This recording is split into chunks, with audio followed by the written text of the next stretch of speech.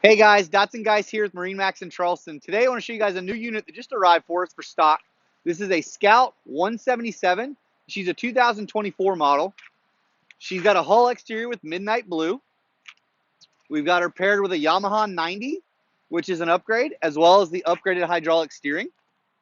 We've equipped it with the power pole wedge, so you can accommodate a power pole after the fact, or we happily install one for you. We have the Lenco trim tabs tucked in underneath there. Standard boarding steps in the back. Moving up to the helm, we do have this one equipped with a Fusion stereo system. That is a Bluetooth system with 4 speakers, 2 in the front, 2 in the back.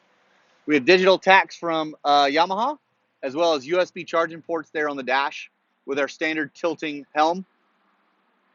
Underneath our aft bench seat here, we have accommodations for our igloo cooler, as well as tackle box storage, as well as knife and plier storage.